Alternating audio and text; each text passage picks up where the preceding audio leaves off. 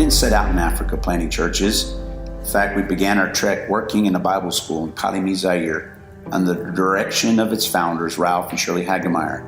We were content to busy ourselves with working in Zaire when our hearts began to stir for church planting.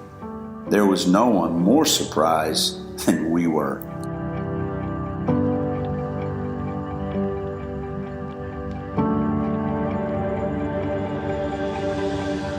From that point, our life took on a fervor for church planting that amazed even us.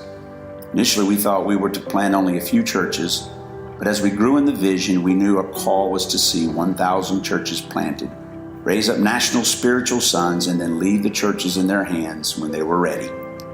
This call has brought us great joy, as well as times of great heartbreak. Joy when the churches were born under adverse circumstances, such as our first plant in Burundi. All odds were against us, but God made a way.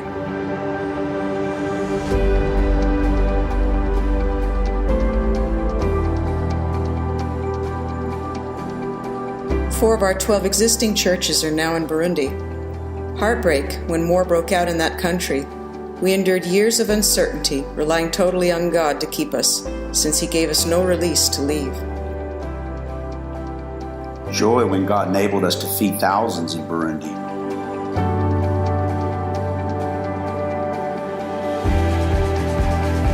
Joy when revival broke out in the church and thousands crowded in for services despite the war. Heartbreak when, after God released us from Burundi, we launched out to Tanzania to leave loved ones behind in Burundi, and further heartbreak when our request to start the church there was denied. It was a bewildering time that launched us, limping as it were, to Zambia, where the church was approved within just a few weeks of application. In the years since, we have seen the church expand into DRC, once Zaire, now the Democratic Republic of Congo, and Malawi. In between our church plants and community outreaches, we've seen our own children born, grow, leave the field. They've gotten their higher education, marry, and now give us grandchildren. As if to soothe our hearts, since we weren't ready for an empty nest, God expanded our family by adding one more baby to our home, number 4, our bonus baby when we adopted Andrea in Malawi, who continues with us on our journey that has brought us to where we are today, Blantyre, Malawi, planting a new church and starting an academy. Sometimes we are told that people admire us for giving up living in the States. Yes, there are things that we miss, mainly seeing our children and grandchildren.